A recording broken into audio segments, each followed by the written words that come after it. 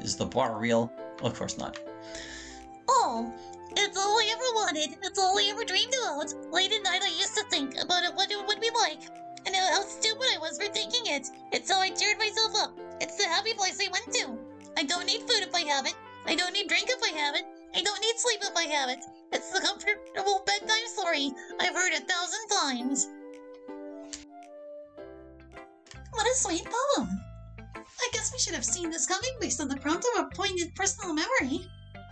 It's just so simple and nice. And yet it still has the characteristic bittersweet savory twinge, even if this one is mostly sweet. The lines about not needing food or water or sleep, that is. Those are almost fanatical or obsessive. I am pretty obsessed. It really does feel like all my problems go away. At least for a little while. Well, you're in love. It's perfectly natural.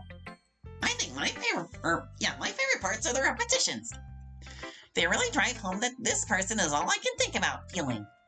It's kind of funny. When I was writing this poem, I kept wanting to make it sound like one of yours. One of mine? Which one? I don't remember exactly what the name of it was. But it's the one where you keep repeating, because you, because you, because you. Oh yeah, that one is actually just called Because You. Not my best work, super cheesy. I didn't completely understand it before. But now I do. This is about MC, right? Yeah. I think it's mushy, but really good. Like, it's mushy in the way that makes you want to root for a couple. I don't know how to put it. Like, if something is mushy but fake, it's just gross. But if it's mushy and sincere, then the mushiness just makes it better. Does that make sense? It definitely does. I think that's really smart, Kenzo, and yeah, I agree. But, what did you think of the scene? Well, I'm not exactly sure how to put it, but I really think you're some kind of genius or something when it comes to poetry. Every week you turn out pure brilliance. I don't know, maybe it's me being blinded by love. It isn't. She is consistently excellent. Well, yeah, there you go then. You're a brilliant poet, my dear, and no amount of blushing will save you from the praise you so richly deserve. Thanks. You should go next. It's not fair to make me stand here forever and make me feel all embarrassed. Alright. But it won't save you from blushing. Because I wrote about you, of course. Bark. Full of everything. The last normal day, I wake up feeling irritated, tired, dull, bland. Like a blank page with no pen, like a ship with no wind. Then she found me, took me by the hand. She knew what was best for me. She always does. Then the world explodes, with colors and friends and words. Then the world explodes, with grief and anguish and pain. Then the world explodes, but then the world's still colorful, and it's full of things everywhere, and I feel restless and energetic. Like a page filled with words, like a ship on the edge of a storm, and it's wonderful. You guys are pretty adorable, you and Sayori. Sorry about the grief part. Well, first of all, that's not your fault at all. And also, the whole, thing with you and Sayori, that's not what the grief part was about. Oh, sorry for assuming. Totally cool. Natural assumption to make. I think this might be my favorite poem you've ever written, MC. Really? Yeah. I love the way it gets across so much history so succinctly. The repetition of "and then the world explodes" was very clever. And I love the positive yet chaotic sentiment that the poem leaves you with. Very nice, MC. Great work. Your sense of rhythm and timing has become very sophisticated, MC. Thanks. Of course. It adds much to this poem. If you had just written this poem with no line breaks and without punctuation, it would lose so much of what makes it wonderful. You've clearly been picking up some style choices from Monica. From all of you, really. My poems steal so much stuff I've learned from every one of you. Especially Sayori. But you're right, the spacing and timing stuff is definitely something I learned from Monica. Glad you liked it. Good job, MC. You did great. But what I want to hear is, what did Sayori think of it? Well, I take it you liked it? Yeah. But, do you really give me all the credit for, like, a major life turnaround? Well, yeah, of course. Well, all I did was ask you to join the club. I don't deserve that kind of credit. I seem to recall you being a little more forceful and persuasive than that. And joining was pretty important, even if it ended up with some unexpected stuff happening. MC glances at Kenzo. I'm a completely different person now because of you, Sayori, and I'm very grateful. Well, I still have so much more to be grateful to you for. MC and Sayori look at each other. They continue to do so for an awkwardly long period of time. We should probably get on with the rest of the club. No! Keep staring into each other's eyes. This is like crack for me. Okay, and it's getting creepy instead of charming. Natsuki, let's do your poem. Gladly, Chief. Weren't there? Hey, the bar didn't bother to impose itself onto the poem. You're always there when I need you. Every single time. You're always the same. You never look down on me. You always help. You never care that I cry about you not helping. You always just love. Always there. Except the one time I needed you the most and you weren't. But you couldn't. I get it. This is a strange sentiment, Natsuki. Is this about any of us? Well, hey, maybe it's my turn to be mysterious and say the poem speaks for itself, and you should form your own interpretation. But no, it's not about any of you or the club in general. How strange. It's gotta be about someone or something important to her, though, right? Or someone or something important to you, the reader. Who says it's about me? Say, do you know what this is about? No, I have no idea. It's really stark and bare for a Natsuki poem. Not like her at all. And I have no idea what it could be about. Huh. No, I'm kind of curious to hear what it is. Usually Natsuki poems aren't super secret. Well, this one is. You guys are just going to have to figure it out on your own. Anyone else have any guesses? Well, I guess that... It slowed down for like just a moment. I guess that means we should move on to the next. It's clearly about someone very close to her. Someone she felt comfortable or feels comfortable relying on. Someone she feels so comfortable relying on that the one time they could not be there for her, it left a mark she'll always remember. And it seems that Natsuki doesn't hate the person for not being there then. She still loves and cares deeply for this person. She might not even blame them for their absence that one time. But it still hurts her, blame or no blame. How is that? Pretty close? I'm, not gonna say. That's a very interesting interpretation, though. I felt like that was the obvious interpretation. Thanks. I guess that just leaves me. As usual, my poem might be kind of a downer. Sorry if I end things on a low note. The last cupcake. Just let me lift up that tin foil and grab one more for the road. It's my last one after all, ever. Just a brief bite as I alight to a future bright with no one else. My heart skips and I'm full of joy, like skipping along a sidewalk happily, crushing flowers under your feet, heedless. Casual and carefree, like a last bite before you leave a restaurant, and not the last memory of a lost friend. Gone. The club glances around awkwardly after reading Monica's poem. Man, I have no idea what this one would be about. Is the cupcake like a metaphor for something? But what would a cupcake be a metaphor of, for? Friendship, essentially. The wonderful things about your friends that you enjoy. So it's about losing friends, I guess. But you seem really callous and nonchalant about it. Yeah, that's basically what the poem is about. That callous, uncaring feeling. And what is it about this memory that makes it poignant for you? I just remember that feeling of carelessness. And at the time, it seemed so natural. But now that I think about it, it's horrifying. I have no idea how I could have felt that way. It's like looking into a mirror and seeing a monster. Anyway, yeah, that's the poignant part. Well, I'm glad the cupcakes are such a touching subject for you. Perhaps we ought to explore this very fascinating topic with further poems. It is a pretty sad poem, Monica.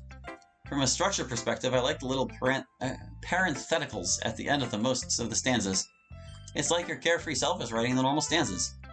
But the self that is looking back and judging is writing the caustic parentheticals. Caustic? Are you also getting infected with pretentious word syndrome? I thought parenthetical was more pretentious than caustic. I didn't think caustic was that weird a word. Well, I'll give you a pass this time. But you have been warned. You are at 25% of a full earring. Anyway, Sayori, what do you think? I think it's time to move on to the next thing we're going to do. Next, Kenzo, it's not an official club event, but you can stay if you want. Well, we were going to analyze ancient Roman poetry about agriculture and search it for themes. So feel free to go if you want. It's totally an optional thing we do, but also feel free to stick around and learn about ancient Roman agriculture poetry. It's super interesting. That's okay. I should probably get started on my essays while my conversation with you guys is still fresh in my mind. Oh, good thinking. Very responsible of you. Well, I guess we'll see you after the break then. Yeah, assuming I haven't finished with my essays by then. See you guys around. Okay, he's gone. We can do emails now. Geez, Sayori, we could have just gone to someone's house again to do emails. You didn't need to lie to him like that. No, this was easier. Plus, I like doing emails here. The rest of the club trades concerned looks. Anyway, I guess one way or another, it's time to do emails. Give us a moment to get set up.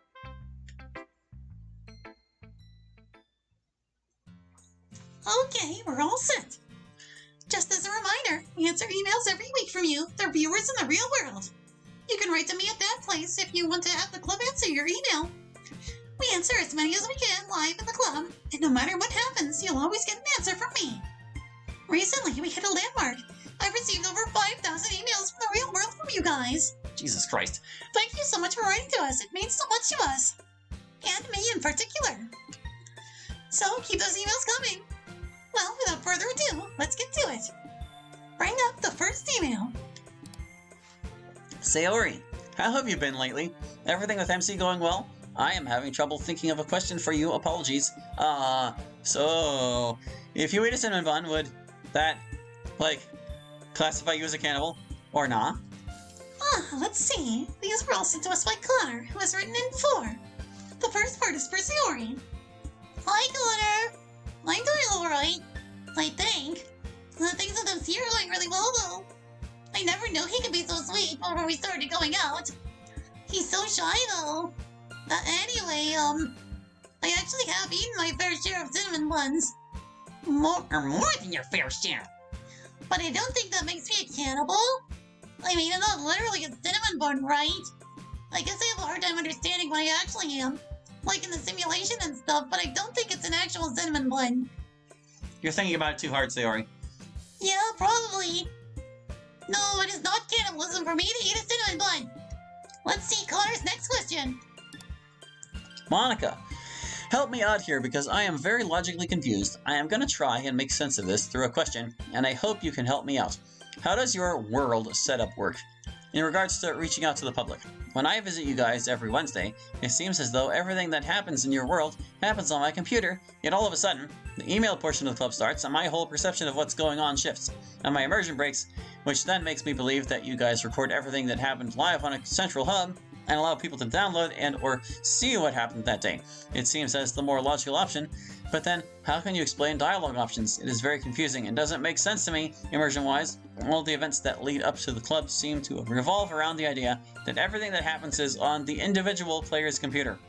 But it changes. How can something in this context be both private to one person, yet public to everyone at the same time? Is there some kind of behind-the-scenes thing that happens right before setting up emails?